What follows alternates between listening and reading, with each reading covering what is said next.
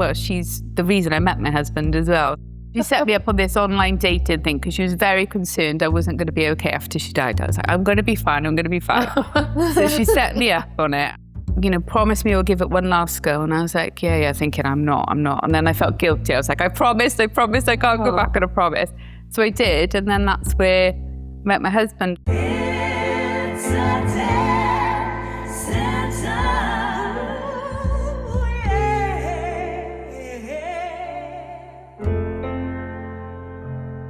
Rachel Watts. Yeah. It's lovely to have you with us. Thank you. Thank you for being on the podcast today here from the Primrose. You're a trustee, Yeah. a client and a supporter. Yes. This is how you've been described to us. Yeah. She's all in one. Yeah. Okay. So Rachel, I think it'd be really good if you could maybe talk our listeners and viewers through what was your journey to come to Primrose? Let's start there. Yeah. So in 2015, my sister was diagnosed with stomach cancer. And then kind of as the journey progressed, we found out it was terminal. So Primrose stepped in to help support us as a kind of family to think about kind of endings, what support we might need, some practical stuff, like they supported my sister with like benefits she was entitled to, different things like that. And just a space to come and just chat and decompress. And be around other people who understand. And they supported me and my niece and my brother-in-law. My parents, to an extent, they live a bit further away, but they were kind of welcome whenever they were here.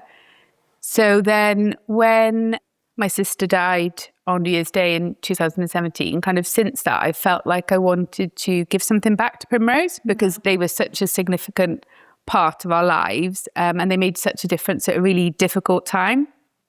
So it started with kind of getting on board with campaigns they were doing, fundraising, going to Orchard Fest, which is always amazing.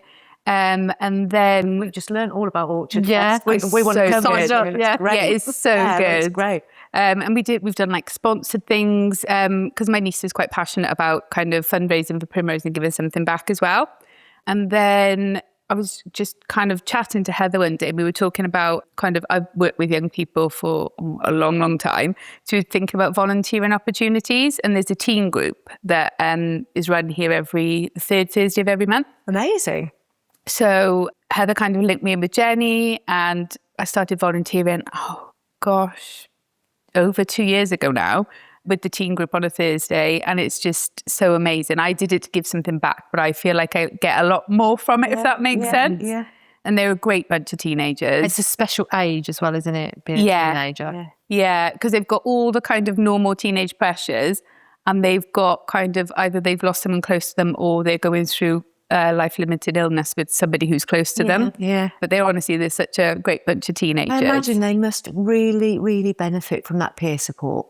Because then it must be so alienating. Yeah. It's alienating being a teenager, isn't it? Yeah. So if you, like you've just said, if you add into that either loss or loss that is going to be.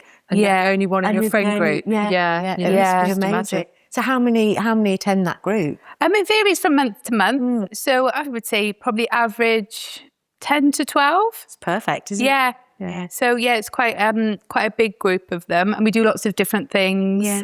We go on some kind of nice experiences like bowling, laser quest. We do some kind of talking about their experiences, but they're welcome to share as much or as little as they want to. It's not kind of pressured in any way. Yeah, it's just really nice. So if there's somebody listening who is in this local area and they want to access that, or they sat there thinking, hang on a minute, I've got a teenage nephew who's lost a parent or whatever it's going to be, how would they come to be part of that group? So I guess the first step would be to contact Primrose and maybe link in with Jenny, who runs the teen group, or Vicky, either one of those, and they'll be able to kind of help them to kind of register. The right direction. Point them in the right direction. Yeah. Great stuff. Amazing. And then from that, there was kind of opportunities to become a trustee. So I thought, that's given something more back to Primrose, and it's kind of great to be with other people who are so passionate about supporting Primrose moving forward and thinking about kind of the Primrose and what it needs. So what is a trustee? Just for anyone who might not know, like me. So Basically, it's a board of people from lots of different walks of life and backgrounds. We come together and we kind of make sure that the Primrose is running in the ways it should be. And so some of us filter into some of the meetings. So like, for example, I'm part of the audit meeting. So think about kind of auditing and standards. We think lots about kind of recruitments, budget, finances, anything and everything. Ethical really. decision making. Yes. Yeah. So anything and everything. So how long have you been a trustee here then? 2 years. Wow. And does that require quite a lot of your time? Yeah, it varies depending on what's going on. So we kind of meet every quarter for a board meeting. I do the audit meetings, which are kind of every quarter as well. If there's kind of vacancies we're thinking about, we might come together to think about kind of recruitment as a bit of a one-off. So it really depends on kind of what's going on and what support staff at Primrose need as well. So what is your background that's brought you to be able to do this role? So I'm a social worker by background. There we go. Yeah. I was like, Yeah, she knows something. She's definitely on board for some reason. Yeah. I've gone, we'll have her. It's fantastic. Yeah, so I'm a social worker by background. I've been working with children since, I qualified first as a nursery nurse in 2002, so years. Wow. Yeah. That makes me feel really old. And I work with young people with mental health difficulties. So yeah, that's kind of my background. I've done a bit of youth work and different things. Yeah. That all links in perfectly. Absolutely perfect. Yeah. Yeah. Absolutely. So what do you think are some of the Primrose's biggest assets? I think the support they offer people at really difficult times. I think they're all very knowledgeable and skilled, but also very approachable and friendly as members of kind of staff who are meeting people at really difficult times. I think they've all got an amazing sense of humour. They're really creative in terms of fundraising ideas. It's interesting you talk about humour. Isn't that so important? Yeah, definitely. I mean, our whole it's not all about it, but our podcast, we've come together to do this podcast. We want to normalise or help to normalise conversations, death, dying, grief, all the rest of it.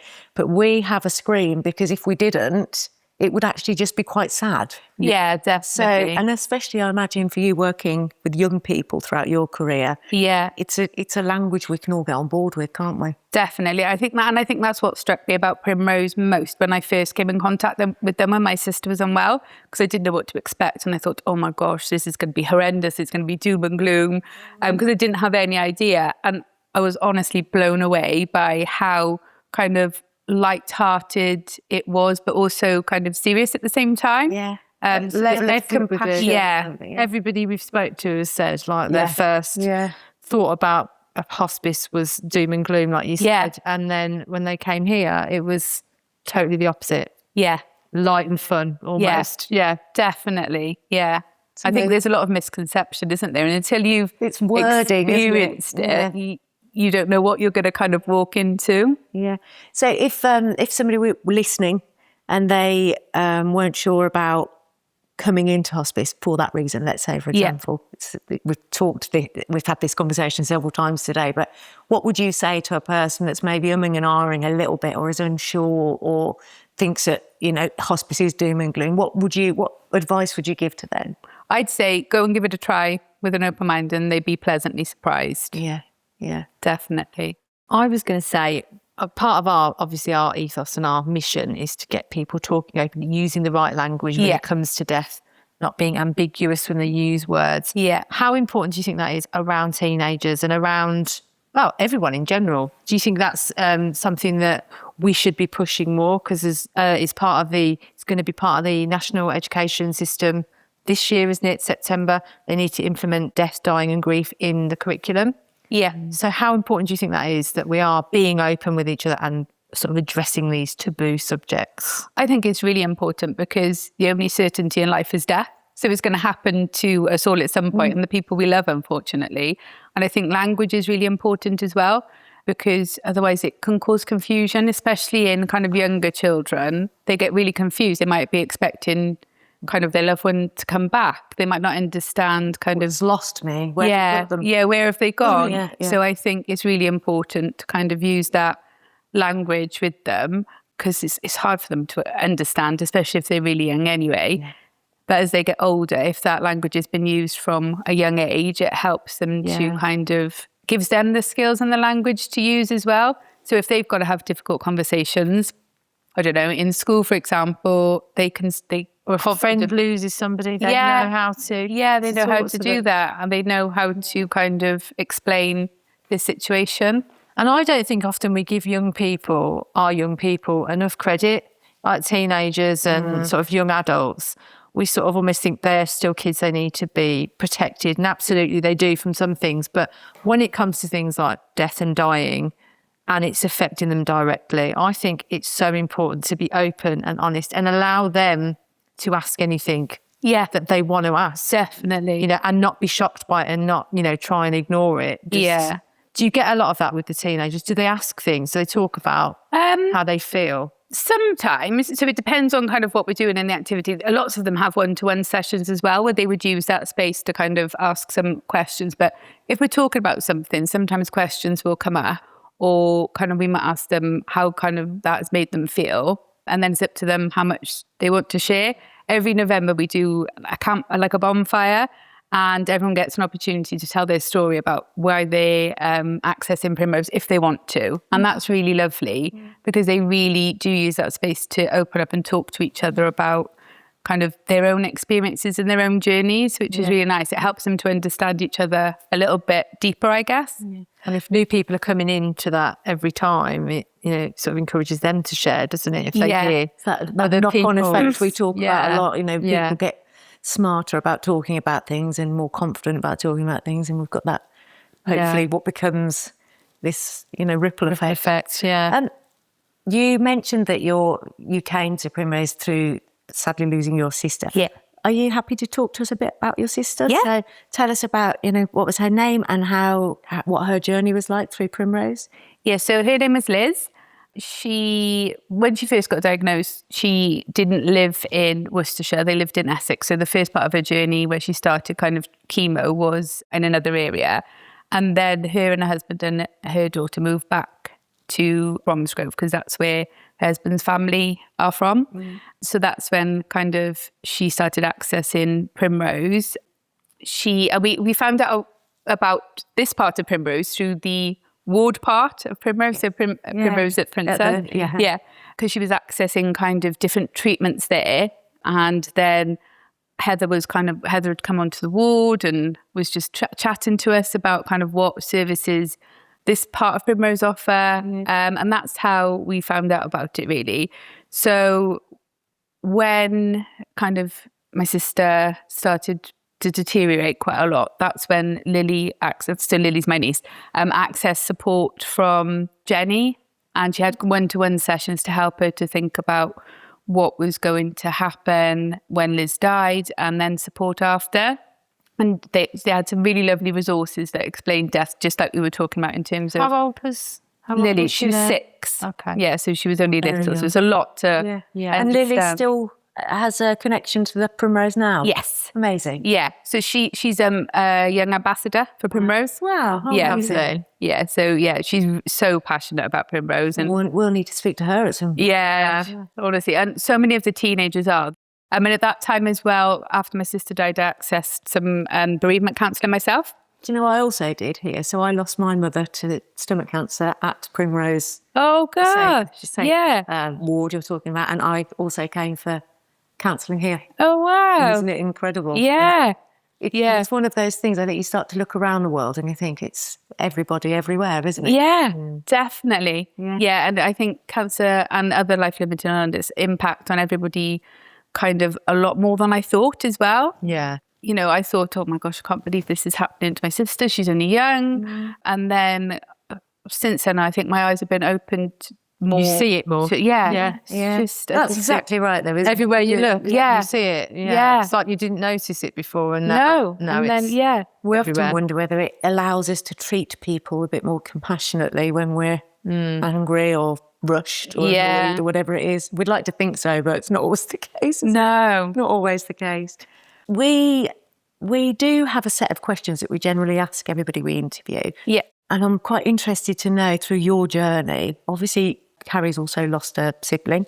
So when you lose a sibling who's young, you know, that makes you, when you lose anybody, it makes us reflect on death or what our own life and death is going to be like. But do you have any ideas that are set in stone about what you think happens when you die? Well, I'd like to believe that She's fully in this. Yeah. See that? Well, because I think I've thought about this so much over the years, because I like to believe that there's something after death. And I think that's because that gives me comfort. Yes. And I'd like to think that, you know, people, that their souls kind of live on, whether that's kind of being born into like a new baby, or I don't know. I haven't really thought about the details, but I'd like to think there's more after death, because it just seems a bit grim to just be in a box in the ground and then that's it. So it's interesting, isn't it? Very interesting. And what about your sister's funeral? Did she have much to do with her own funeral planning? Oh my gosh, she planned it all. So she was very she was a very organized person.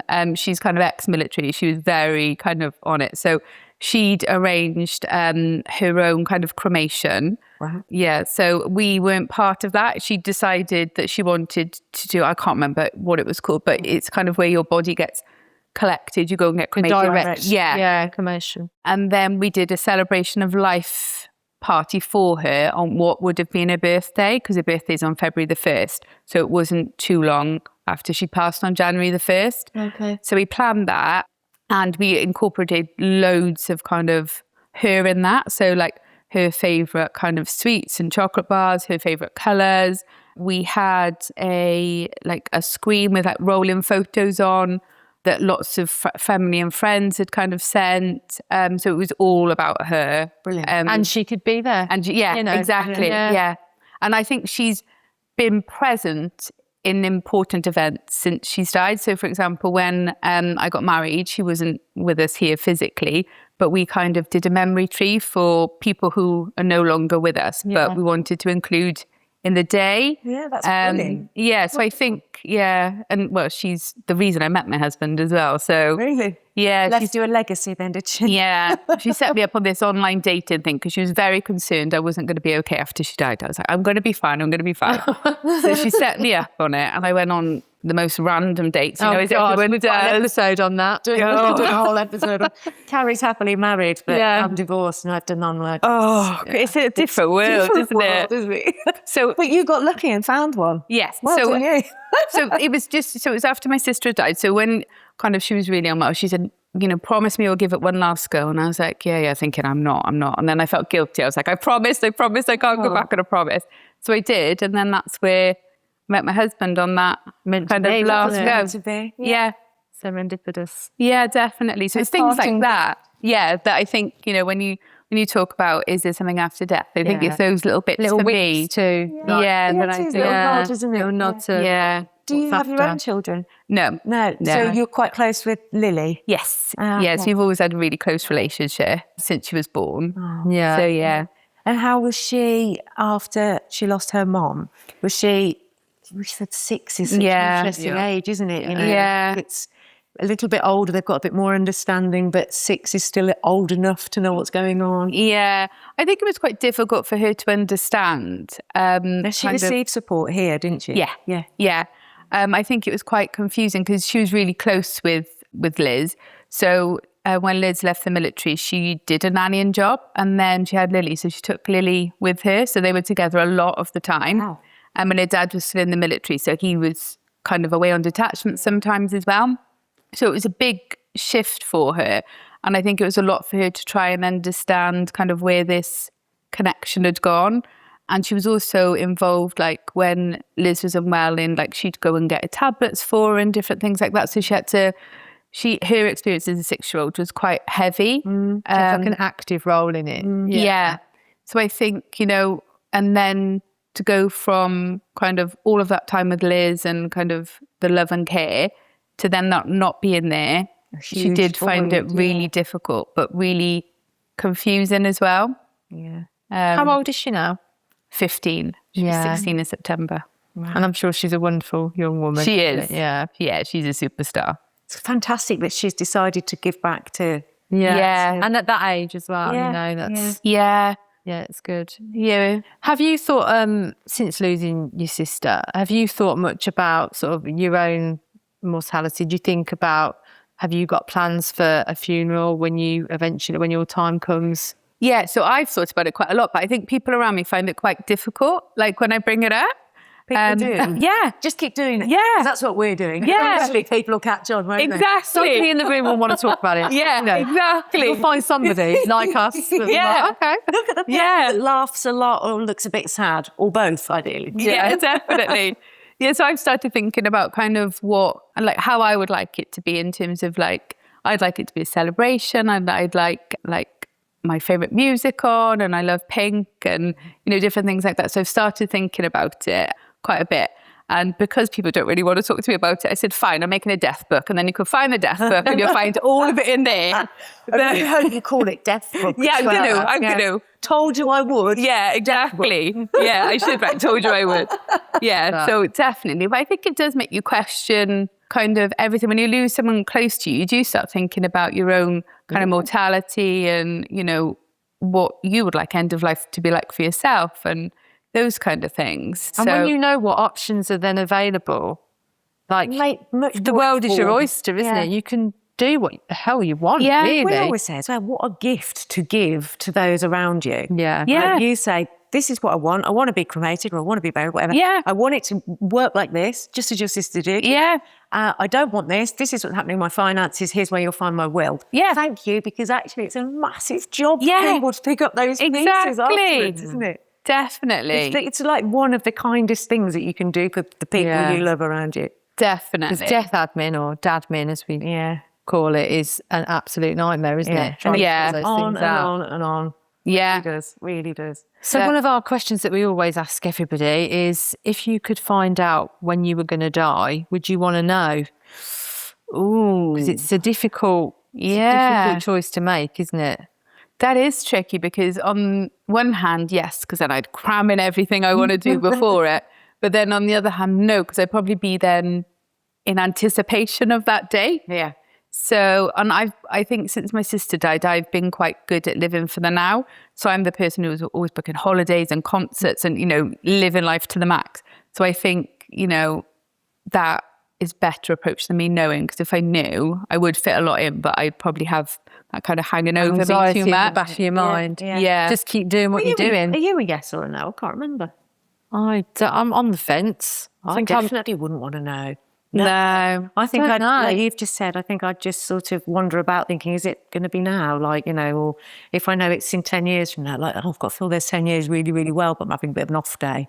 With that kind of like inner turmoil all of the time. Yeah, definitely. Yeah, I'm not sure if I'd want to know or not. I'm on the fence. Oh, yeah. Sometimes I think I would, but sometimes I wouldn't. Yeah. Well, it's lucky I just like we don't know. So we don't know. We haven't got a magic ball. No, and once you know, you can't unknow. Yeah, absolutely. Actually, not got any godlike qualities, have we? No. Thank you so much for being a guest with us today. That's okay. Thank you, dear listeners, for tuning into It's a Death Sentence. Please keep listening to our weekly episodes. And if you like our show, please like, share and subscribe. We are dying to talk to you.